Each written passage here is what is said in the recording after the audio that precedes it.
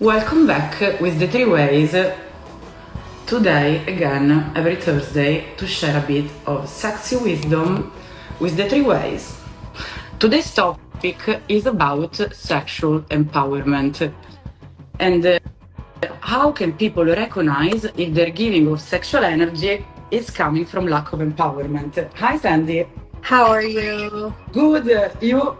I'm good. I'm just crazy good. Just having a good time. Amazing. Your skin is also glowing, Sandy. It's coconut oil and this light. See, look. Amazing. Yeah. This is post-hot yoga. Top. Yeah. Your skin looks better than mine because your makeup's good. Your lighting's Also, I have good. makeup to add a bit of color. Yeah. I stopped doing that years ago.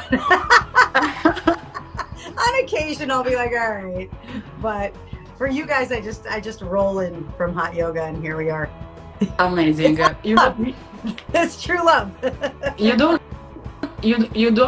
only do yoga, but Sandy makes this beautiful stretching, which is also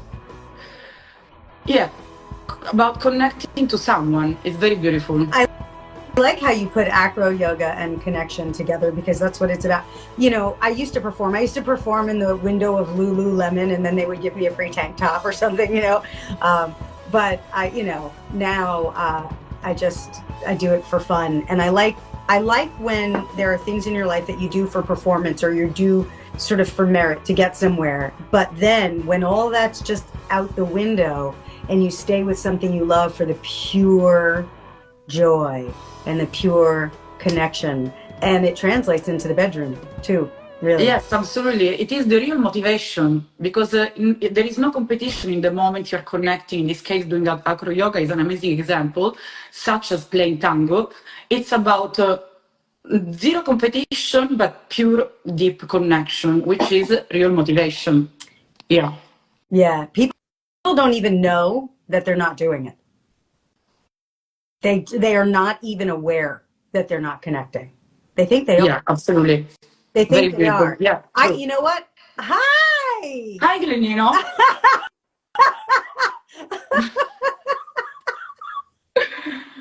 I get a big deal. I know. Big deal pickle. So Big deal. Funny.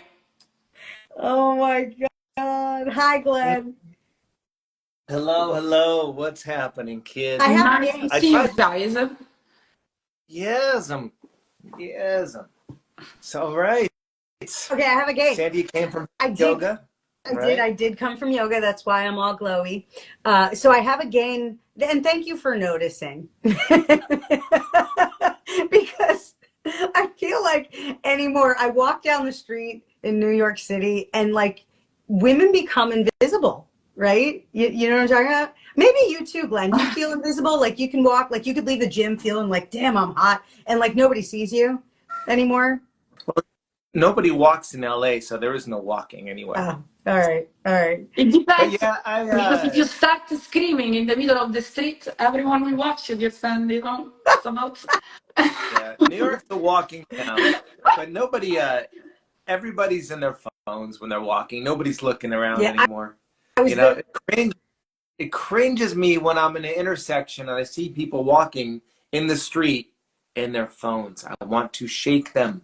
It's like you are going to get killed. You're not looking out. When I was living in LA, people skateboard more there than they do here. There was a guy going down, and there are big hills in LA, like really big hills in LA. There was a guy going down a really big hill on the sidewalk on his phone texting on the skateboard. Yeah, I know. Yeah. You know what, though? He's connected. You can't. Crazy. All right, so I want to play a game with you guys. We were talking just a second ago about how people can be in the bedroom or, in a situation with their partners and really think that they're connected, and they have no idea because they've never actually really been. So they don't know what they don't know. So often I'll play this game with clients, and if you guys will just play along, okay? Put your arms out straight in front of your shoulders. And close your eyes. Francesca, you play. Yeah. All right. So close your eyes and don't peek, because if you peek, you ruin the game. Okay. Oh, actually, open your eyes for 1 second. So when I say open to 30 degrees, it'll be about this. And then when I say 60 degrees, it'll be like double, like that. Okay. All right. So now, who's out in front of you? Eyes closed, no peeking. And just breathe. And when you're ready, close your eyes. And when you're ready, just go ahead and open up to whatever you think that 30-degree opening of the arms is, and keep the eyes absolutely closed. So this is not, it's not hypnosis. It's not like all of a sudden your arms are going to float there. Francesca, put them there. So open your arms, Francesca. All right, Glenn, you keep your arms open. Francesca, open your arms. Open them. Okay. Oh my God. Okay. And then and then thank you, Glenn, for playing. So now when you're ready, go ahead and open your arms more, Francesca, to 60 now. Open it up, both of you, to 60. And then just stay there. And I want you to breathe. And you know that when you do any kind of exercise, Getting tired. very good. So now, draw the arm bones back into their sockets and send laser beams out your fingers, wiggle your toes, pull your belly button back to the spine so your lungs float higher. So when you breathe, there's more volume of breath. So the breath is long and light, but the fingers are strong. The jaw is soft. The spine is long. Okay, very good. Francesca, just close your eyes for 1 second. Just okay. And Glenn, keep them closed. Now, without looking at all, go ahead and bring your arms back to center where we started. And look.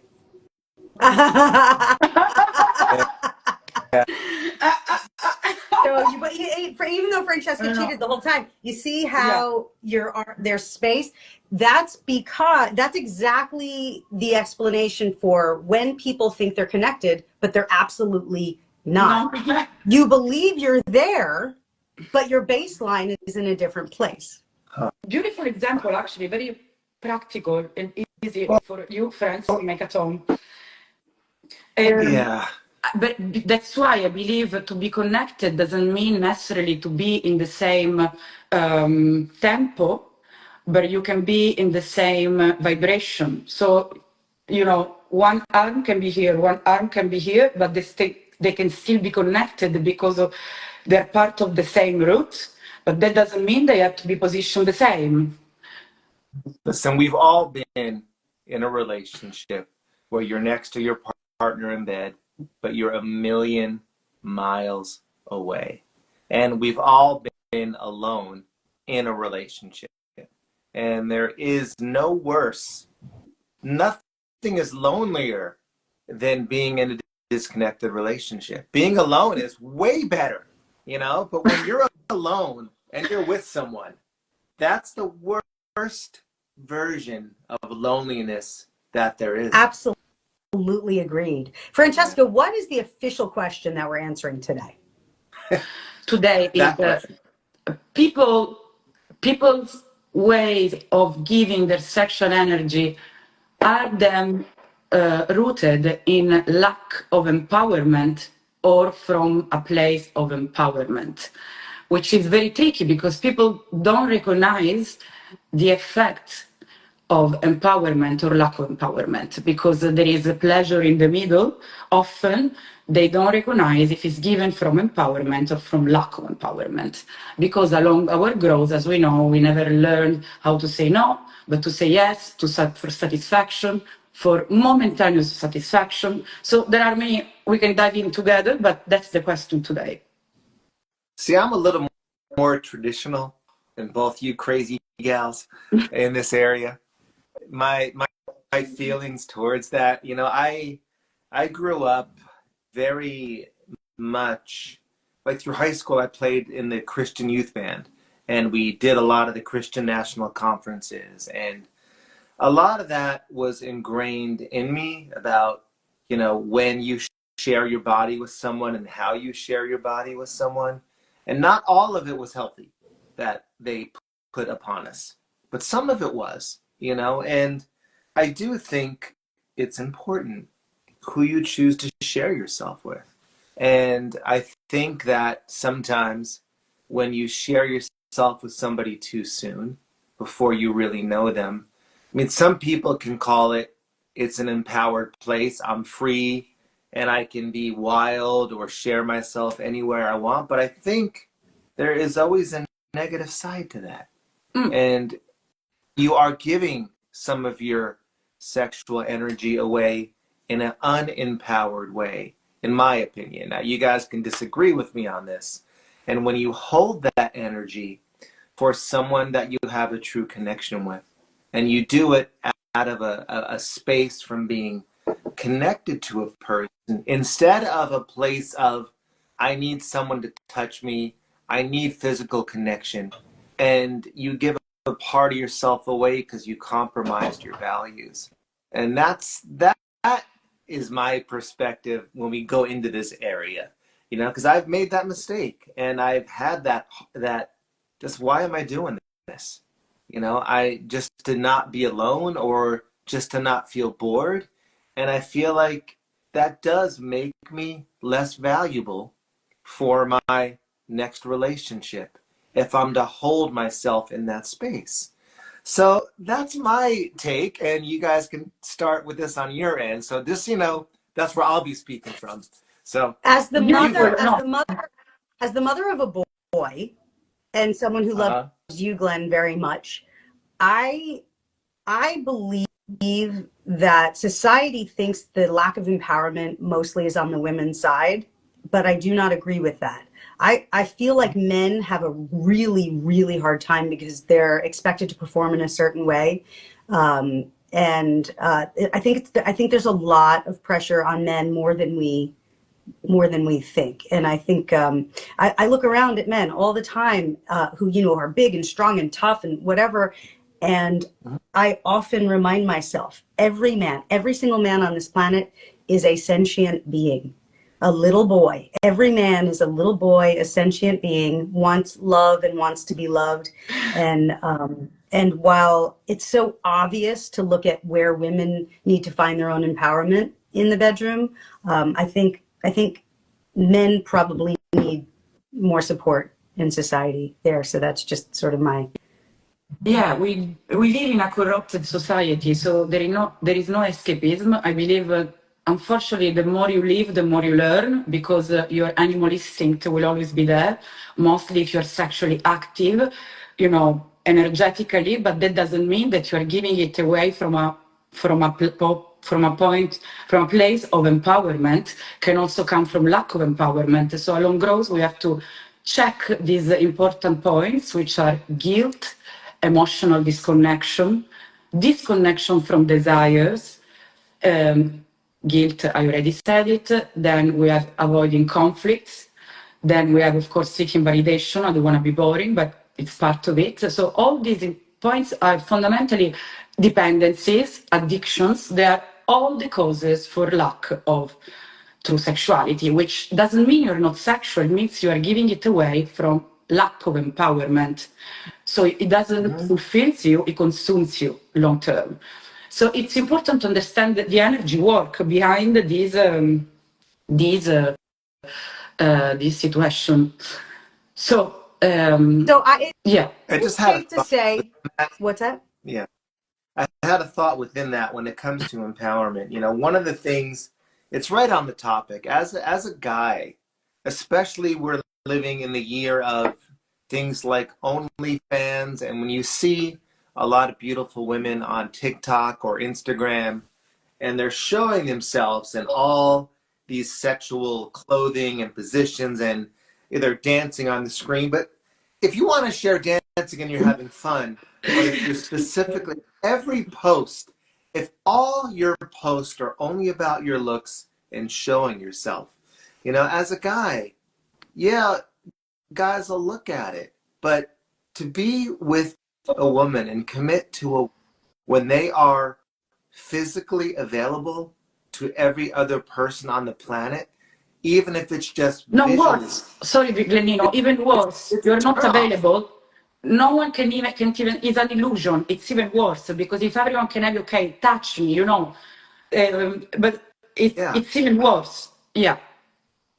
A lot of girls are doing themselves a giant disfavor by being too open on social media with their physical body. Because you should. I mean, a guy wants wants you not to be available to everybody else on the planet, unless you're P. Diddy. But if you're, you know, if you want to be with P. Diddy, you know what you're going to get. I'm just sharing another thought, you know? Yes.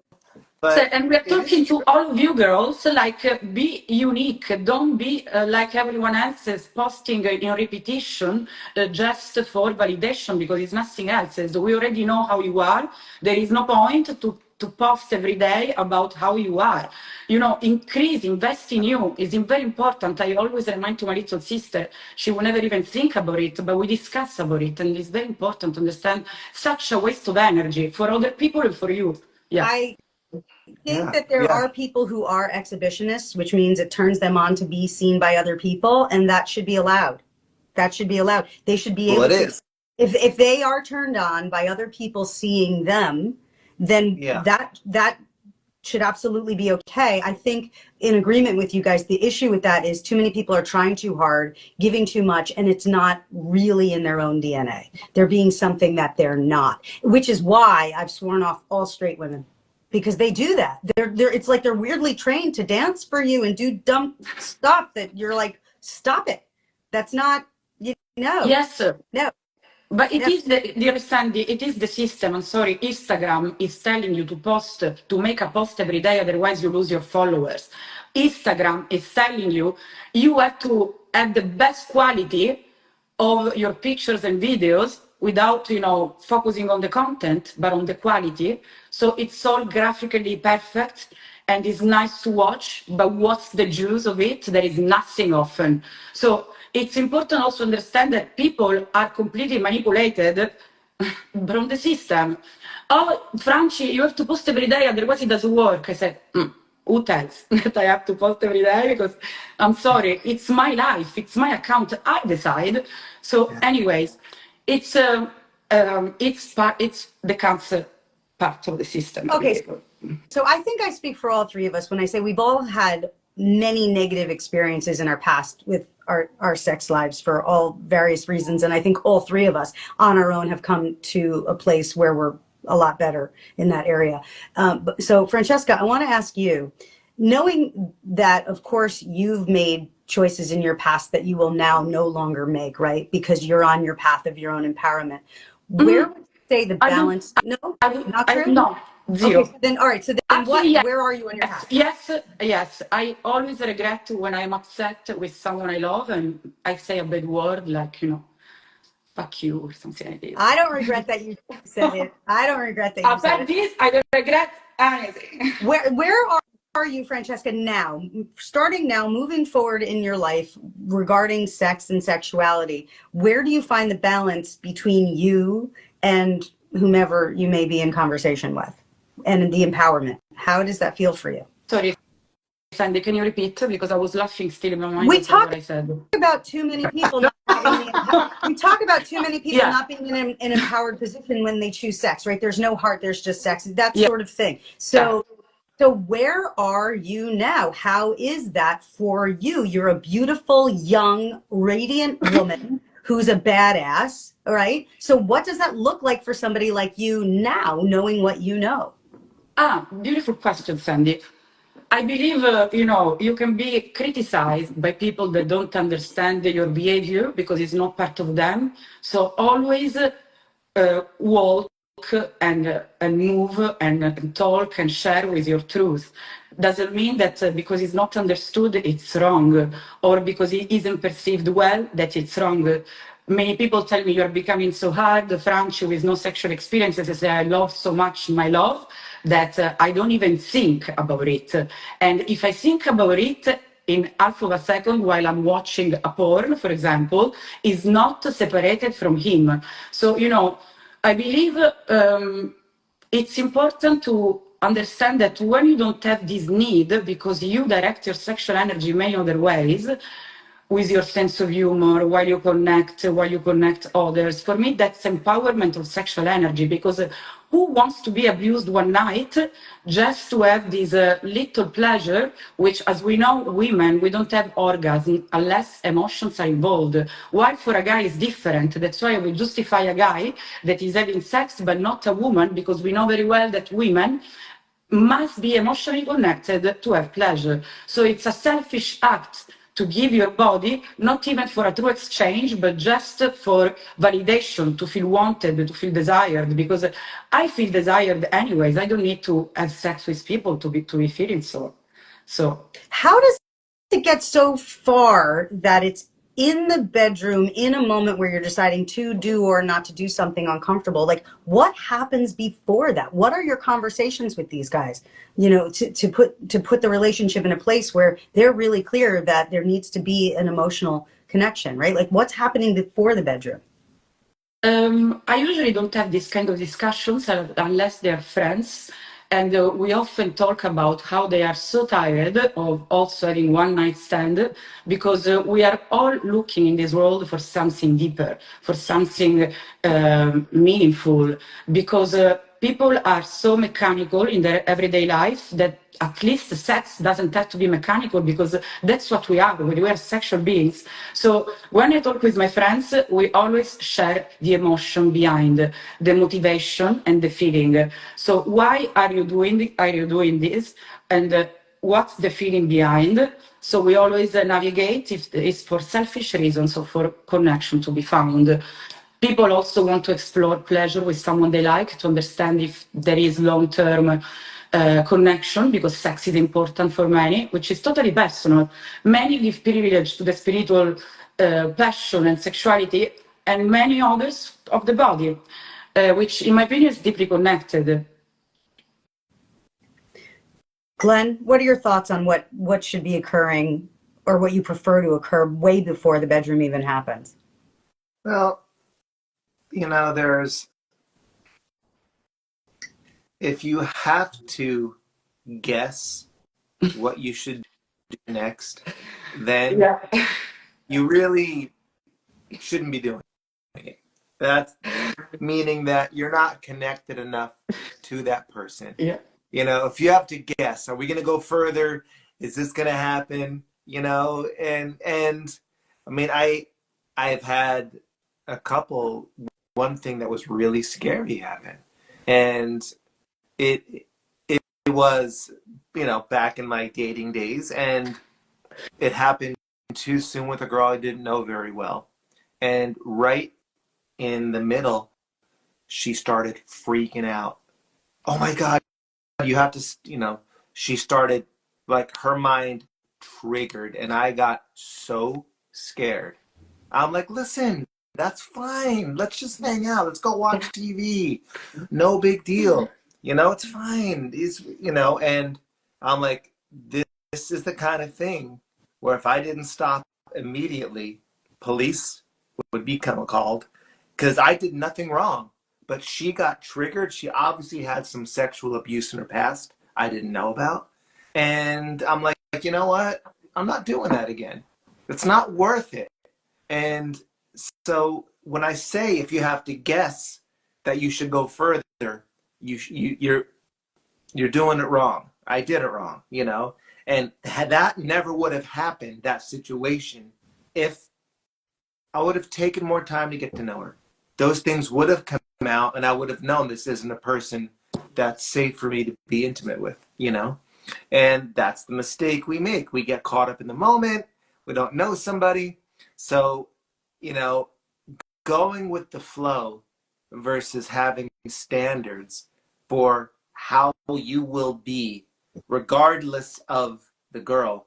And then I learned another secret. Out of that, I started to create, I'm like, you know what? I'm not doing that anymore. So here's the flip side for all you guys listening.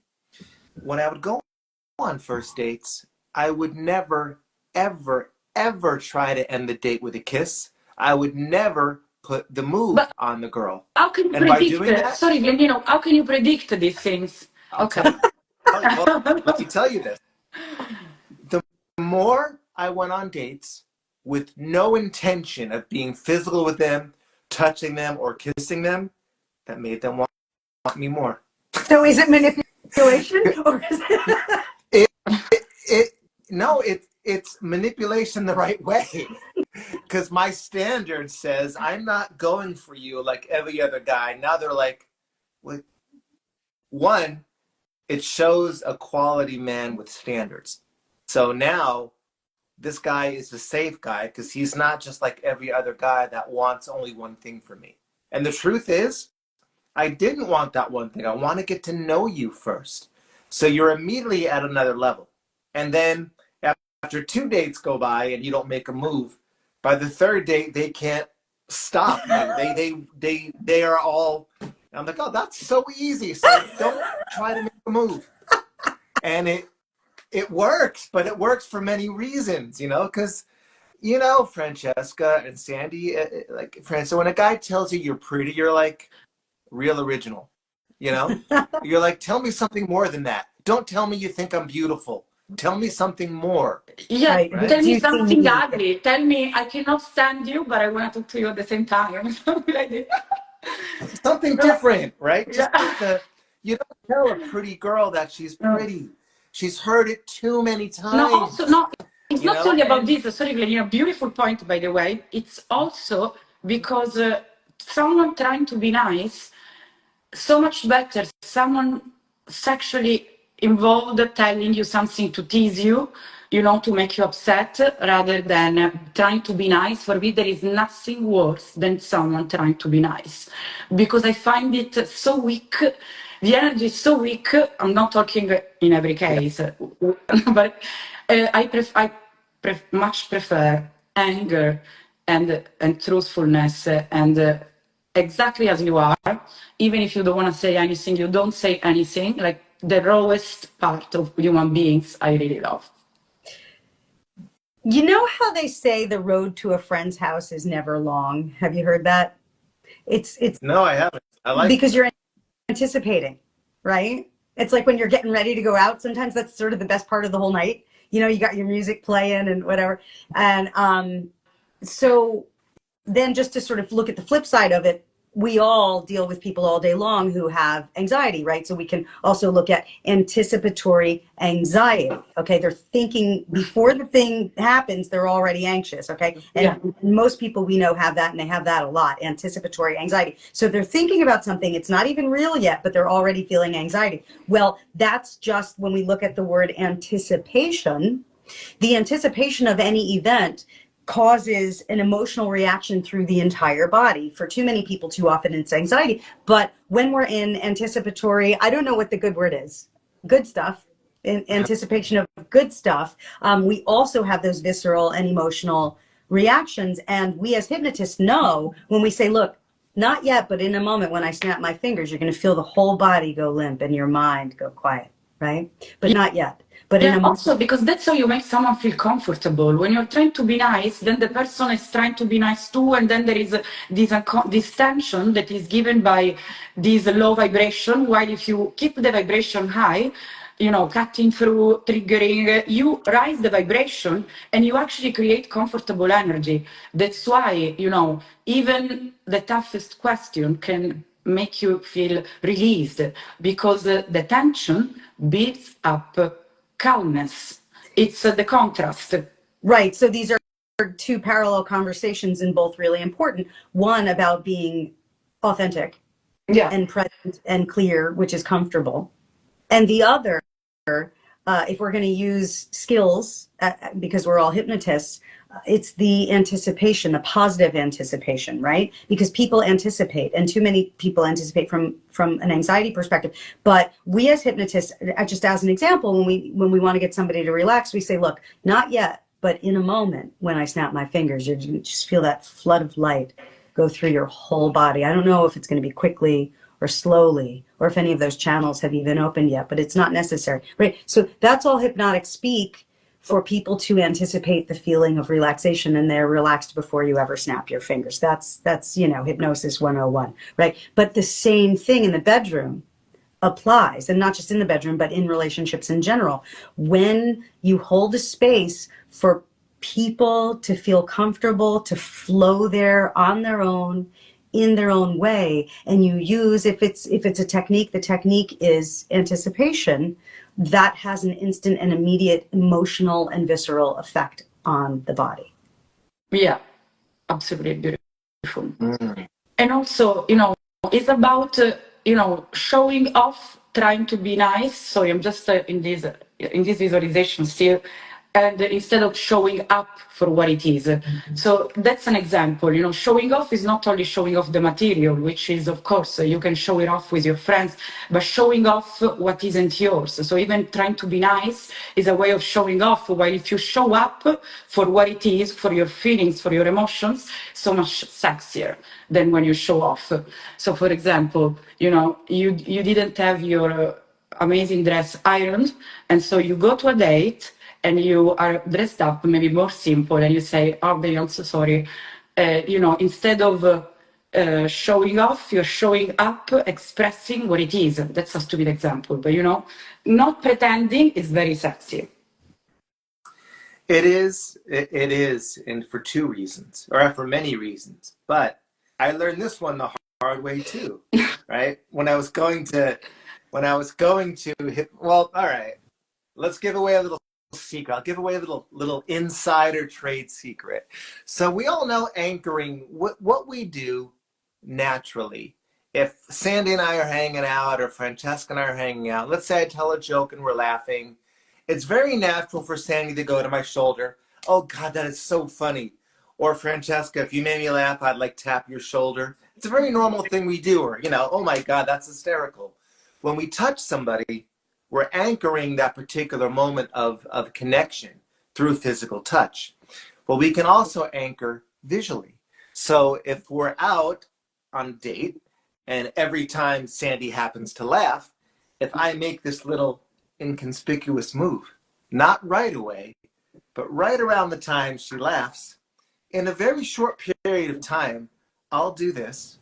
And then Sandy will be like, God, Glenn, I don't know what it is, but I feel so comfortable with you. Yeah, I don't know what that is either. It just happened between us, you know? And so you literally enhance a connection of safety through visual anchoring. It's a very covert move. Beautiful. But I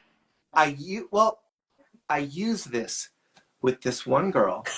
She was a Telemundo supermodel, and I felt like she was so out of my league. But I'm like, if I can be in a relationship with her, then I'm If I good, can make right? it there, I'll make it. So I worked so hard with this girl, and I finally won her over because she had walls up bigger than the Great Wall of China because she was so attractive. And I realized after a short time of being with her that I couldn't stand her. I was so focused on being Nice.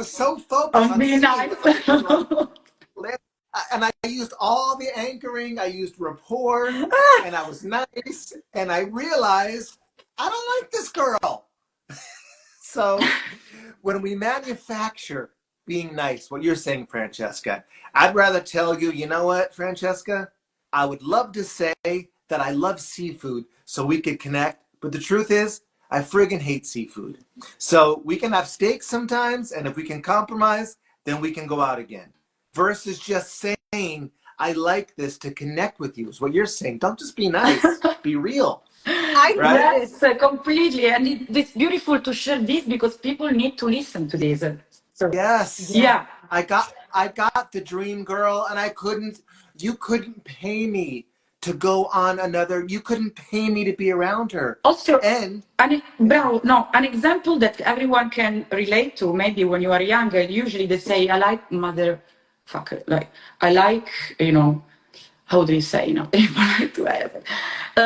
you know, when you meet these guys or these girls and they pretend, you know, to be strong and you like this behavior of being desired. So that's an example of why do people like this? Because then when they're nice, it is felt truthful and they like it even more. So what they like is not the bad behavior. They like the good behavior after the bad behavior.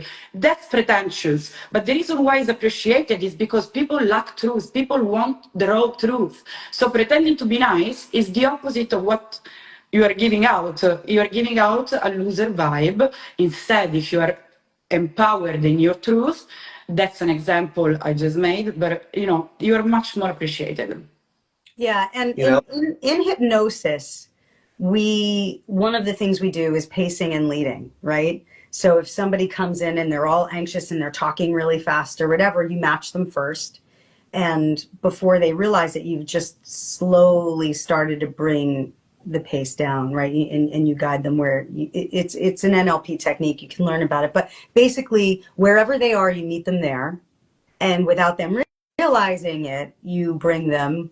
I don't want to say where you want to go. It's really where they want to go, right? But you have to trick the scared part of them out of it so they'll go. And that's really how you do it, is pacing and leading. Well, I also teach Thai massage, which is touch.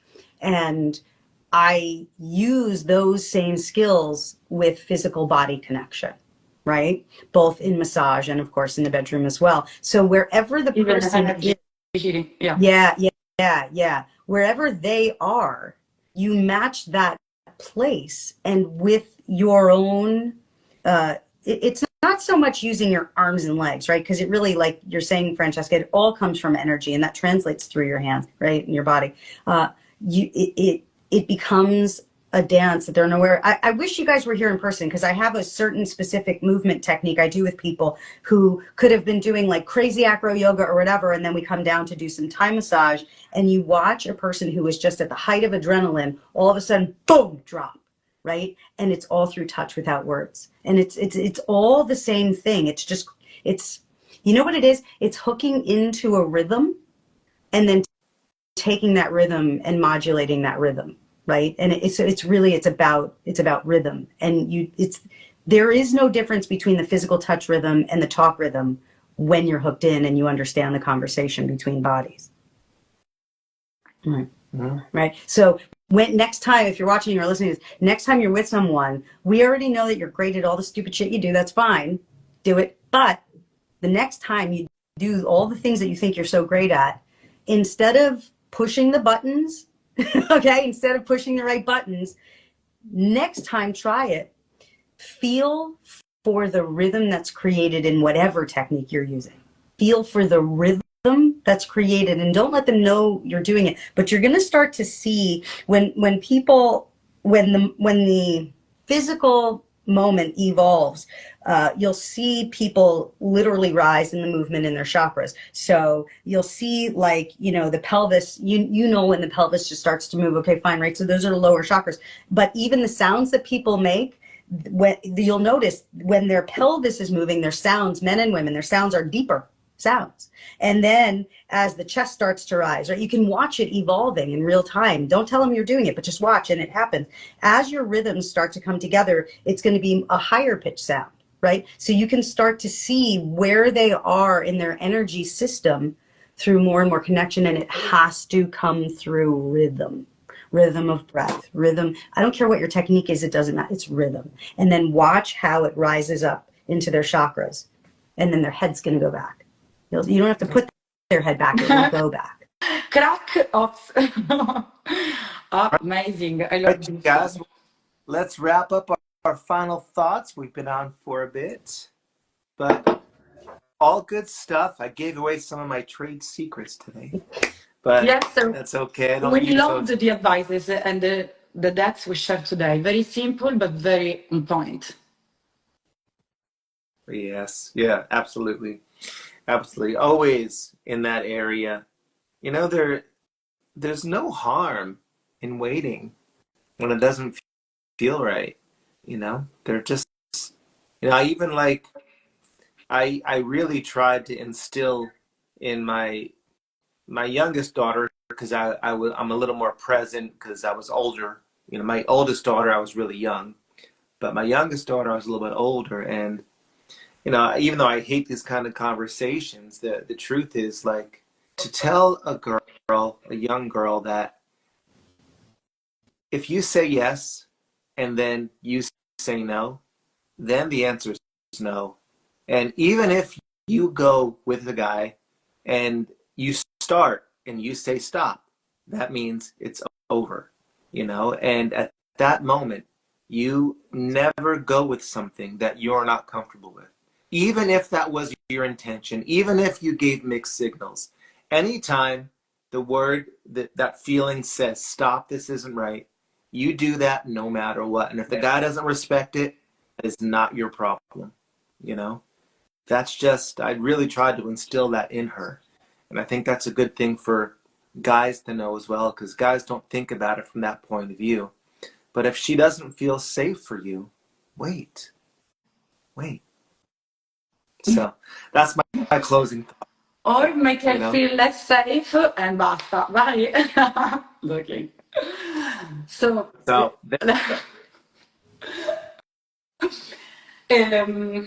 my take on this is I cannot stand the people that say, oh, start, calculating the best way. So don't answer for 3 days, and then you will see the reaction. Then, so all the calculations in love are a terrible mistake. Even telling someone not to chase is a terrible mistake. Even telling someone, not to call the person is a terrible mistake. I think we cannot advise anyone in these terms, because that's how you develop the connection with someone you love. Because what is bad for some couples is not bad for others. So I would always tell people, stop advising others and start doing your own mistakes, or or start experimenting your own ways, because we cannot compare our approach to love to everyone around us. That's important. as long as your energy is not desperation, yes. Yes, Text absolutely. Yeah, right yeah. away, That's a good point, as Glenn. long Yeah. as Yeah, you're yeah. not coming to desperation. That's, to me, that's the factor. But yes, well said. No, and so with the plus of what Glenn said, well said, yes. Yeah. All right. I have 10,000 things to say about sex and relationships. And so I'm thinking, like, what if I could just give like one blast out thing? I would say this: every person brings something magical, beautiful to the table. And every person is enough as they are. And I really believe that if you can allow people to be who they are and not expect them to do any more or any different, I'm a firm believer in an open relationship. I really feel like we can connect with many people differently. And we do it with our friends. We have lots of different friends, and there are certain friends we like to do certain things with. So I'm not saying that everyone should be in an open relationship, but I think we need to allow our partners to be just who they are and let that be enough. And when that occurs, it builds character and it builds communication between people who are honest and clear. Yes, so maybe we meant open-minded people in a couple, not open relationship. Of course, if people don't connect to others and you are in a cage, you don't even develop the sense of love, the sense of truthfulness in love. So no cage, but to be open-minded more than open relationship is important, because then that's how you respect, and that's how you rise the vibration with respect to love. And if you give it away the same way to everyone and everything, I don't think it's going to flourish, this love. But what Sandy said was, also true for many people. There's not just one way, and for some people that does work, and that's how they connect, and they're not threatened by that. For me, that would be way too threatening. Yeah. For Sandy, that's not, and that's why we're all a little different, and there's, that's okay, so that is a point. Now, do you want to see Glenn with hair? Yes. Yes. I used an app. I used an app to say, I put hair in myself today. Wow. That would be me if I had hair. Wow, rock star. We prefer you as I might the have to healer, go we to- prefer I might you have like to go this. to- Otherwise, as a musician with hair, so it's perfect. Yeah, you're a total rock star. I'm gonna go to Istanbul and India, wherever they do the full hair transplants. I got too many years like this though, so I can't do. I gotta tell you, you look great with the hair, but honestly, I think you're sexier as you are. Well, I appreciate that. I don't really have a choice because I'm stuck like this. See, also, It ain't getting any better. as a master of hypnosis, I see you more like this, Glenino, completely. While as a musician, of course, with the hair, so. Yeah, that makes sense. Yeah. That makes sense. Oh, All right, you two Elizabeth crazy thinks you're kids. cuter without hair too. Well, I appreciate that. It's a guy thing. We know women don't really care, but when a guy loses their hair, it's a tough thing. It's just part of life. So this is how how it is. I've accepted it, but I still have fun. I'm like, all right, I was on an app. I'm like, let me download this app, and what would I look like? I'm like, oh wow, look at that dude. Anyhow, I want to do. and then my They daughter have the app goes, for bigger boobs. I think they probably do. You know what Olivia said? My daughter said, she goes, Dad, it makes me uncomfortable to see photos like that. She's like, Dad, that is horrible, and it makes me uncomfortable to look at. That's what she said. She's so funny. All right, you two, much love. I'll Much see you all love. very soon. Next time we will discuss frustration and desperation. All right. Can't wait. All right, you No, guys. nothing to laugh about. We're serious. Bye, everyone.